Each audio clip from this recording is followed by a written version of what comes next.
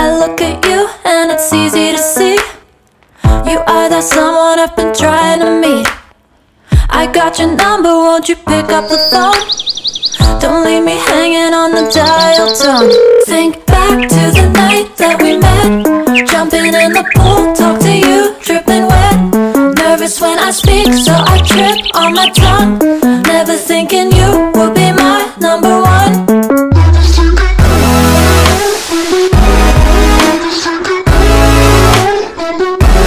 Nervous when I speak, so I trip on my tongue. Never think.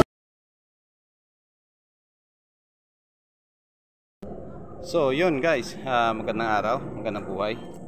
So andito tayo ngayon sa medyo slope area na naman sa ating project. So ang ating time ngayon ilalaan natin sa pag-de-drench o pagdidilig natin ng ating concoctions, which is pinagsama natin ng ating animal dung na which is chicken manure. So bali binaba natin siya sa tubig para madilyot, and then isinahog natin dito sa FFJ tsaka APJ. So sinamahan na rin natin ng fish amino acid, so FAA. So bali apat na concoctions na pinagsama-sama natin. So salad, no. So ididilig natin ito sa ating itinanim na bagong tanim na kalamansi nung nakaraang linggo. So buhay naman sila lahat. So ito ang ididilig natin para medyo mapalakas natin ang kanilang mga resistensya, at the same time lalago ang kanilang mga dahon. So yun, start tayo. So yun, sa inyong nakikita, no, ito yung ating dinilyot. So yun,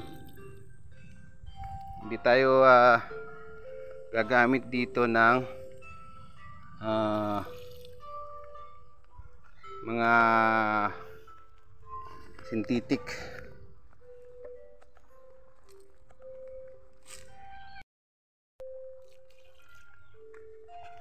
So balik kahapon umulan, so medyo basa-basa pa naman yung basa-basa pa naman ang lupa. So ano ito, medyo pabor sa kanila. So basa ang lupa, so konting dilig lang natin.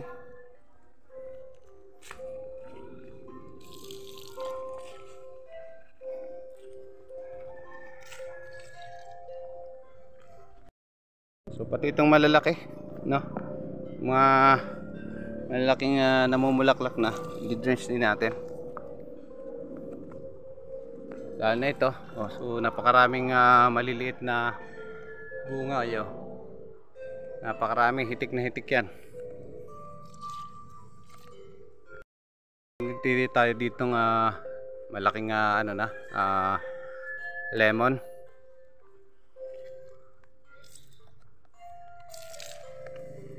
Konti lang. Ito naman ay guyabano.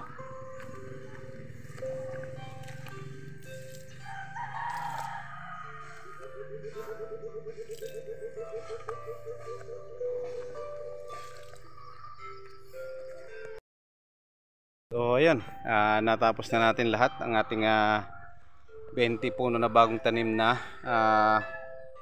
kalamansi na i-drench. So kasama na rin yung mga lemon, tsaka yung ating guyabano at itong malalaking kalamansi. So ito yung pinakita ko nung nakaraan sa inyo na maraming bulaklak. So ito malalaki na yung iba. Yan. So continuous pa rin yung kanyang pamumulaklak, ano. So ayan, may mga maliliit, tapos may mga bulaklak pa siya. So continuous siya. Yan. So makikita nyo bawat buko ng kanyang mga dahon sa sanga ay meron siyang maliliit na bunga. So awa ng Diyos, sana maging tuloy-tuloy ang kanyang pamamayagpag sa pagbunga para marami tayong ma-harvest. And then itong mga bagong tanim natin ay medyo may ano na rin, medyo malapit na rin siyang mamunga, kaya dinilig natin ng ating mga concoctions para sa preparation ng pamumulaklak. Pinakondisyon na natin siya. So yun, akyat tayo ulit sa taas. I-check natin ang ating tinanim na mais kung ito ay tumubo na, nag-germinate na, at titingnan natin kung anong nangyari. So tara. So papakita ko rin pala sa inyo ating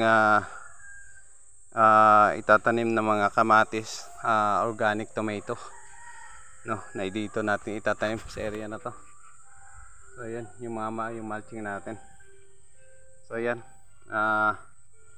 nilagay na natin siya sa arawan. So ina-hardening na natin siya. I-hardening natin, which is mga 5 to 7 days, no, bago natin siya itanim sa plat. So at the same time, continuous din yung bilang natin ng 7 days din na sterilization sa ating mga plat. So na mulching na natin. So yun, antayin na lang natin na yung mabulok ng konti yung mga dry leaves na atin binisal o beneath the soil. So yun, so ikot tayo dito sa ibang lugar naman sa ating mais na itinanim kung tumubo. So ito yung area natin na mais, no, ito yung tinanim natin last 3 days. So inulan siya ng 2 araw na rin na sunod, sa swerte naman natin. So as nakikita natin, yun, oh, kung inyong napapansin, nagge-germinate na yung iba. Yan, so meron siyang mga 1 centimeters. Yan, yan, oh. So yun, maganda naman yung ating pagtanim. So wala siyang inanod. Yun, no, lahat, oh. Yan. Meron na rin mga tumubo, marami. So swerte. So yan, nakakatuwa naman. Nakakatuwang tingnan na merong tumubo. Kahit na mga 60 o 70%, kahit na 50% lang tumubo dyan, masaya na tayo sa 1,000 seeds na ating itinanim. So yun, maganda naman. So antabayan na lang natin kung maganda rin ang kanyang paglaki. Dahil itong area na to first time naming magtanim, first time din namin na taniman itong lugar. So ayan, tumubo naman lahat. Yun, napakarami rito sa area na to. Sunod, no? So ipagbunyi